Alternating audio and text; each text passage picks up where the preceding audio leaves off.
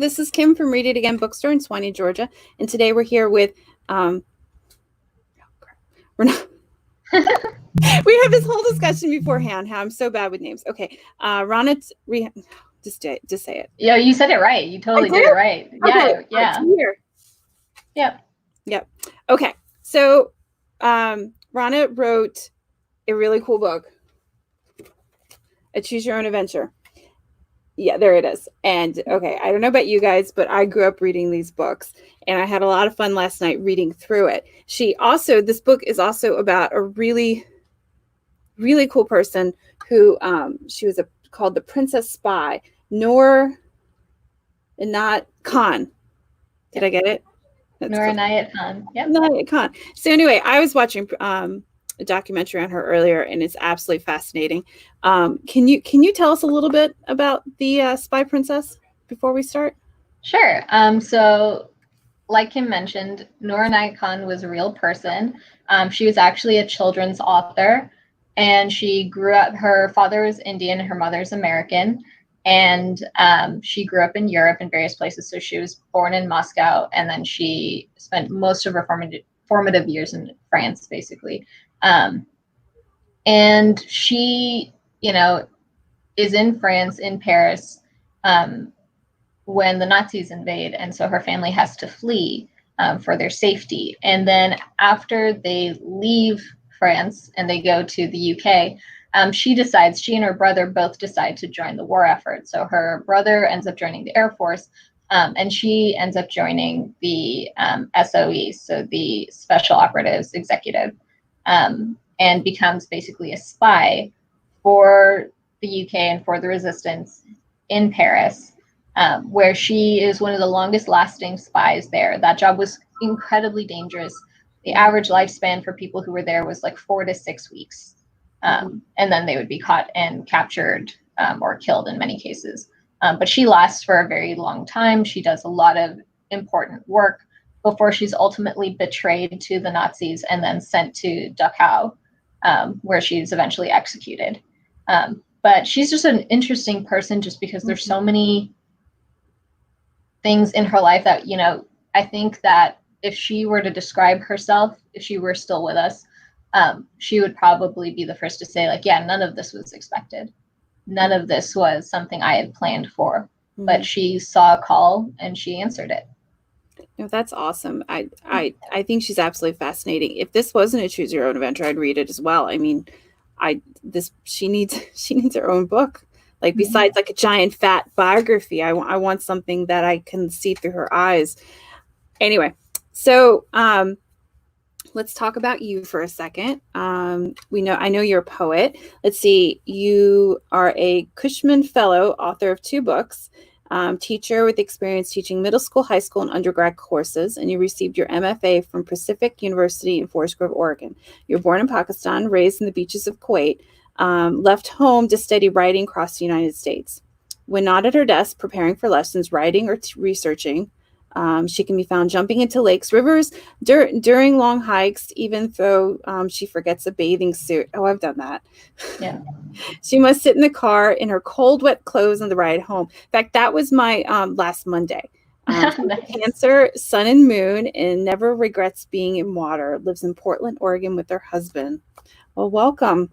Thank you. Okay, so you have a presentation for us, and this presentation is a bit of a workshop on how to write your own Choose Your Own Adventure. Yep.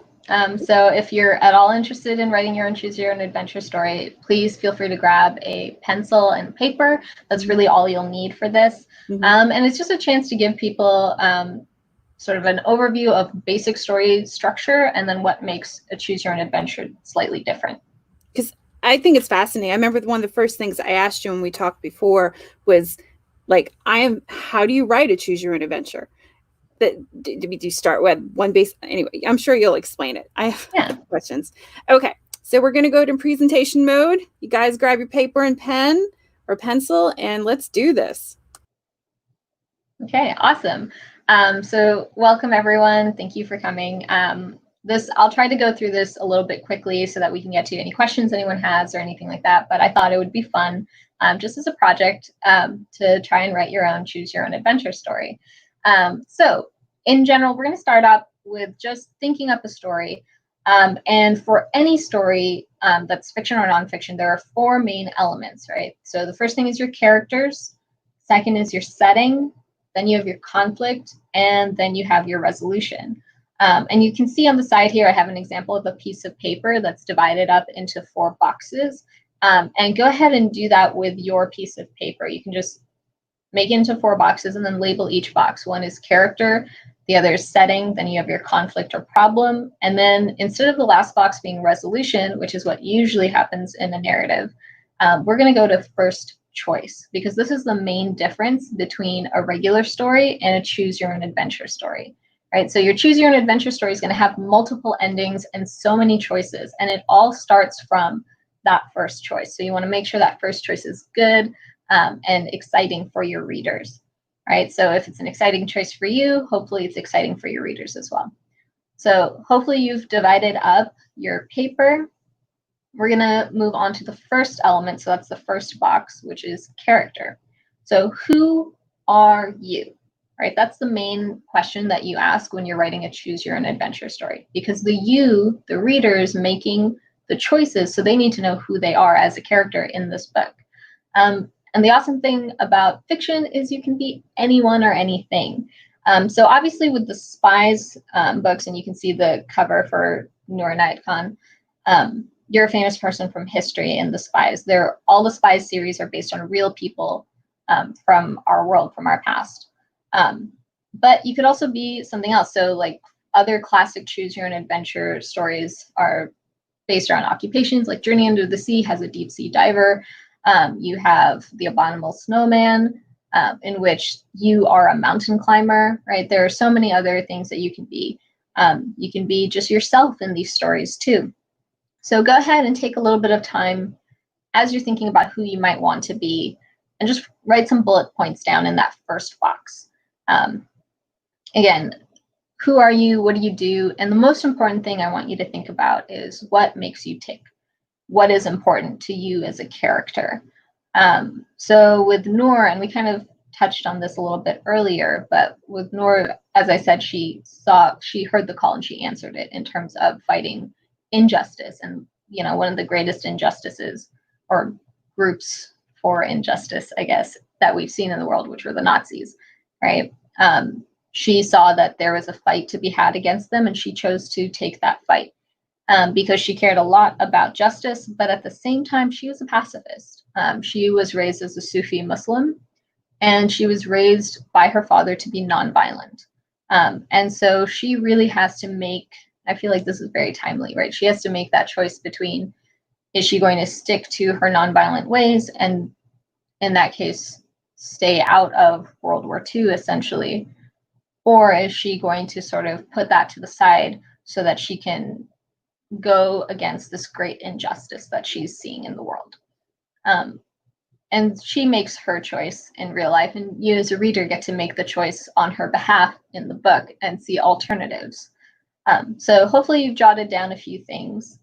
We're going to go on to that next box, which is where are you, our setting. And not just where are you, but also when. So for some examples, right, any place will do, whatever fits your character, whatever fits the kind of story you want to tell. Maybe you want a sci-fi choose your own adventure, so you're in outer space on a real or make-believe planet. Maybe it's in the future, maybe it's in the past, maybe this is an ancient civilization that takes place on a whole other different planet. But think about both where you are physically as a character and then when. And when is very important, especially if you're using real life examples or real people, like in the case of Noor, because then you want to research a little bit more about that time period, about those places, things as mundane as like what technologies are used, or, you know, how did people dress, or what kind of language did they use, right? The way people talk back in the past is different than how we talk today in many cases. So go ahead and jot down some bullet points in that second box for setting about where you are, where the story is going to take place, and when. And it doesn't have to be one setting. I think one of the cool things about choose your own adventure books in general is there's a lot of traveling to be had. For example, in the Noor story, you can end up in Paris in the UK, in Belgium, you can end up in Germany. On the India side of the storyline, you can choose to go to various places in what is now India, what is now Pakistan, what is now Bangladesh. So there's a lot of travel to be had. So maybe you want multiple places. Maybe this person's going to travel the world in your story. So hopefully that has given you a little bit of time to jot down some things. And now we're going to go on to the next slide. And this is where I want to talk about the writing. And when we get into the Q&A, maybe we could talk a little bit more about this process because it was fun. But point of view is a huge part of Choose Your Own Adventure books. It's what separates them from regular fiction, aside from the multiple endings, right? And point of view, basically, in this case, we're talking about what you're writing in. So most fiction is first person or third person. So first person is I, me, my. Third person is she, her, he. Choose Your Own Adventure, though, is in second person. So you, your, and yours, because you're directly addressing your reader as you're writing, because they have to make the choices. So do you go to India, or do you choose to go to the UK, right? That's a direct second person point of view, right? So keep in mind that when you're writing, you'll want to change your writing to be in second person to give that direct address and that urgency. Speaking of urgency, another thing that we want to talk about in terms of writing is just passive versus active voice. So passive voice is basically verbs that show the subject is undergoing the action. So for example, Jane was running, right? It's not very direct. And it's not very punchy. I like using that word a lot because I feel like that describes active voice pretty well.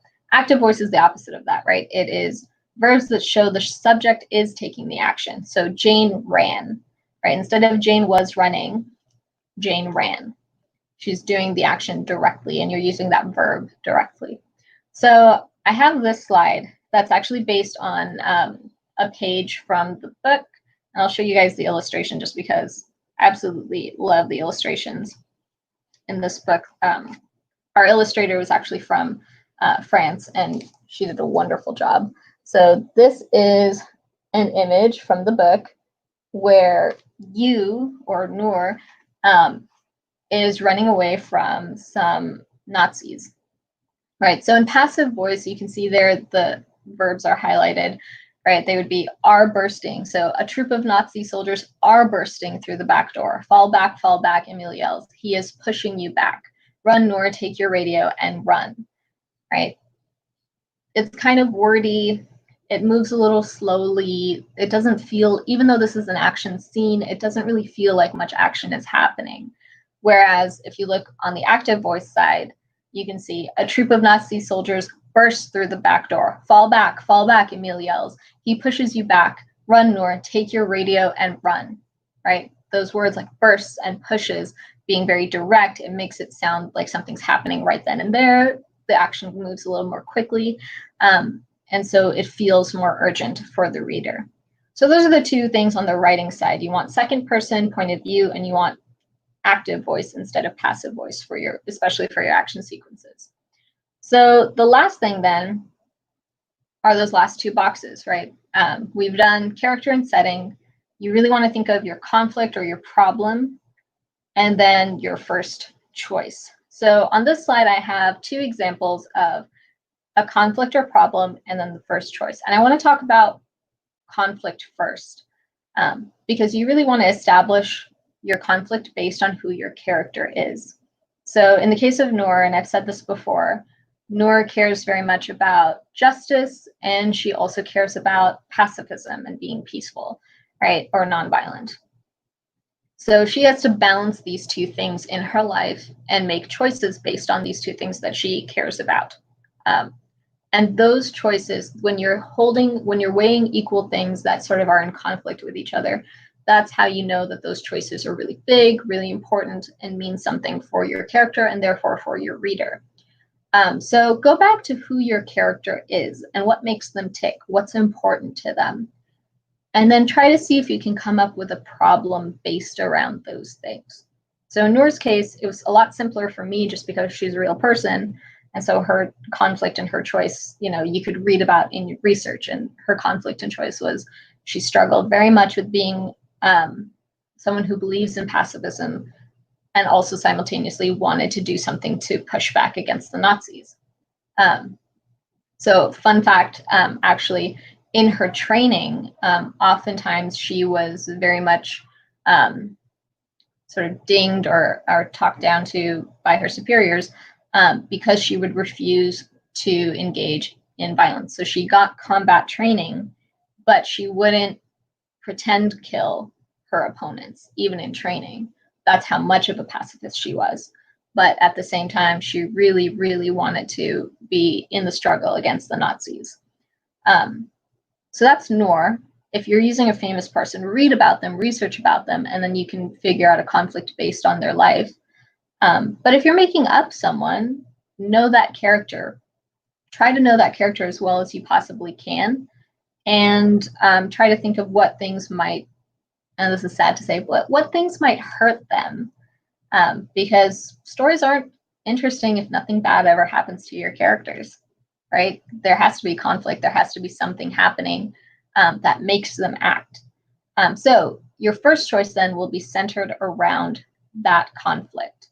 So here's 2 examples. So the first one is a very classic choose your own adventure story, right? You have traveled all the way to Kathmandu, Nepal in hopes of finding some trace of Yeti.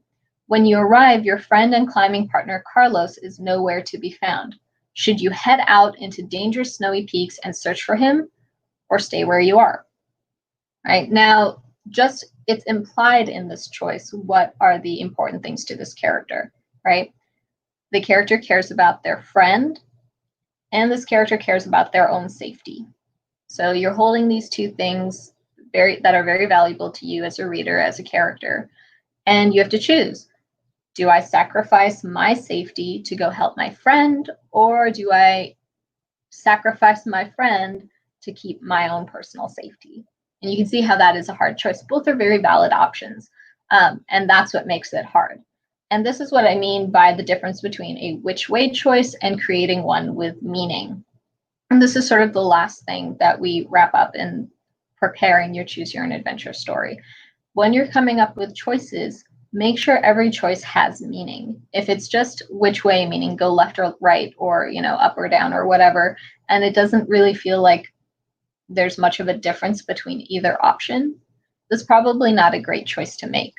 You'll know that your choice has meaning if you yourself are struggling with that choice. If it's hard for you to sort of make a decision and both options feel good, but also simultaneously feel bad for whatever reason, that's probably a choice with meaning. So those are the 4 steps, really. You have your character, your setting, your conflict or problem, and then your first choice. And again, in the Q&A, we can talk a little bit more about the actual process of writing a choose your own adventure story. But everything snowballs from there. Once you have your first choice, then you're just constantly coming up with, okay, what happens next? Well, this could happen next, and then she can make a choice here, and that could happen next, and then here's this other choice, and oh, maybe this other thing will come back here, and you're just basically spitballing and going on and on and on until you hit an end, and you go, oh, well, there's nowhere to go from here. That's it. And you just basically keep doing that until it's over. So hopefully that was helpful for all of you. I hope that you have some notes jotted down, and feel free to ask questions as we go through the Q&A section, but I just wanted to go over those basics to starting a story. Fun fact, actually, this exercise that we just did, I did very early in my writing career or writing life. This is an exercise that I've basically stolen from a 3rd grade class that I had. So when I was in 3rd grade, I did this exercise for my first story way back when, and I think it's served me well since then. So hopefully you can use it. If your teachers out there, definitely highly suggest this activity. You can get a lot of fun out of it. But other than that, that's really pretty much it. Once you have these things, you are good to go. That's great. I did it with you. Oh, awesome. Hopefully I didn't go too fast. It's okay. The character I chose was me, and she's a bookseller, so I wasn't really reaching for anything. Nice. And it takes place in a bookstore, and it's the present. And I chose second person because that is what you said to do. So, what are some of the more common questions that you get asked when you talk about choose your own adventure? People are always really interested to know like what my hardest choice is in the book, or what I think was the hardest choice. Which so far I've been answering the same way, just because I think that one I remember writing and feeling very sad about. And that was where later in the book, when Noor, or you as the character, you get a chance to go back to your childhood home. And when you get there, you're sort of looking around. There's like Nazi paraphernalia everywhere, and like your place is basically looted, and this is your childhood home, and it feels very sad. And then at the same time, an old neighbor sees you and then turns you into the Gestapo. And you have to choose, am I going to fight this person who used to be my friend, or am I going to try to reason with them? And that one was a really hard one to write, just because like I felt like there was so much loss in that scene, right? She loses her childhood home. You get to that point after having like suffered a lot of things through the book. So she has loss in terms of what's happened to her in the book, loss in terms of seeing her home, and then also this huge betrayal. So that was a really hard one. What was your favorite part about writing and choose your own adventure? Just I think the premise was my favorite part. So when Choose Your Own Adventure was pitching the idea so I didn't come up with the idea for the book. Choose had already decided that they wanted a book on Noor Inayat Khan, and I just got to apply to write for that book. And they had the idea of making that their idea was that the reader could choose to stay in the UK and follow, or to go to the UK and then follow Noor's actual life, or to do this alternative life in India, where the reader gets to go to India. And I just loved that because as a person who's Pakistani, I love history of the subcontinent. My mom is a very, very proud Pakistani woman, and like I always grew up knowing about things like what my family went through in partition, the British occupation of the subcontinent, all these things. So it was really cool to write about that. And then also I'm a huge history buff, and so I know a lot about World War II and World War I already. And so I got to basically write about an era that I continually find so fascinating, and then to write about it through the eyes of a figure who is also equally as fascinating. So that was really fun. You have all this research on her. Have you thought about writing a not choose your own adventure book on her? I have not thought about that. I don't know if I would necessarily. I don't think I'm comfortable with doing it right now. I think I'd want to do more research. And also, I think I would only want to do that if I felt like I could add to what's already out there. So I know that there's a biography that's coming out soon that's supposed to be really big. And then there was a previous biography as well. And at this stage, I don't think I'd have anything to add to the discourse. But if there was, I think what I would love to do is just maybe not write something about her, but I would love to have a lecture series or invite people to talk about like aspects of her that I don't think are explored as much. Like, what is it like for her to be a biracial kid in those times? What is it like for her to be a religious minority? Not just within Europe, but also among Muslims, right? Majority of Muslims are Sunni or Shia, not Sufis. So she's a minority in that sense as well. I would love to know, like, the term third culture kid didn't really exist back then, but it feels like Noor would fit that. Her parents are from two different cultures. They raise her with those cultures, and then she's also existing and living in another culture that's separate from what her parents grew up with.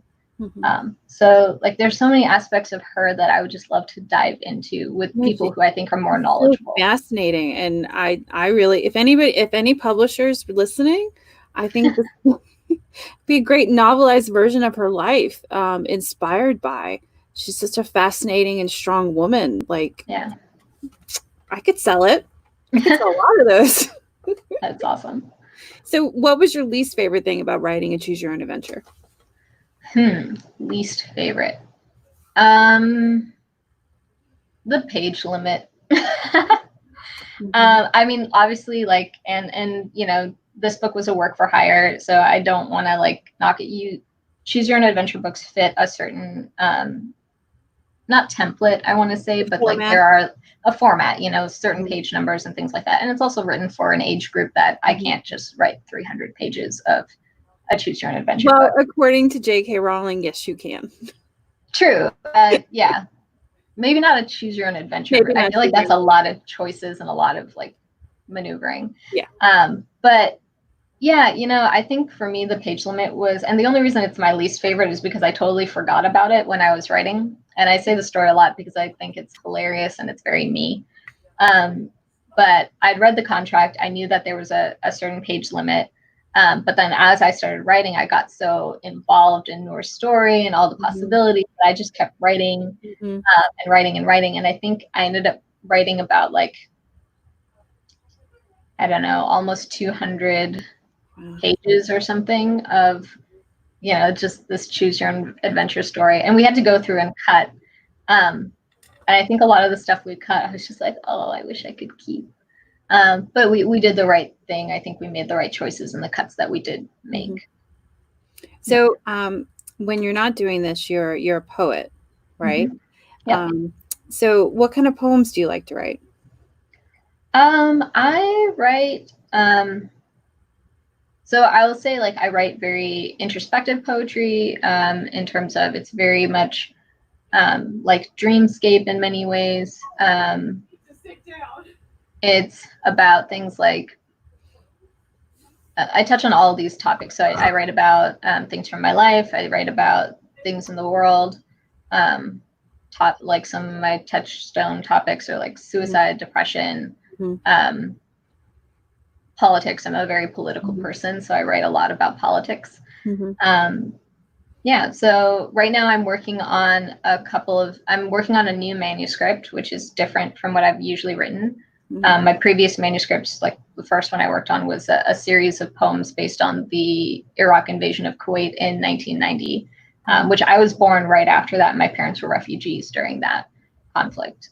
So I did a bunch of in-depth interviews with people, and then I turned those interviews into paintings and poems. Yeah, it was really rewarding work, but there's a lot of problems with the manuscript, so I'm not like sending it out or anything. I need to go through and fix a lot of it. But now I'm in more like personal stuff. I guess I'm writing much more about my faith, which I haven't written about as much in the past. And I think that's that's directly from working on Noor, because she was very clearly a person of deep personal faith. And it made me sort of want to interrogate myself on that. Yeah.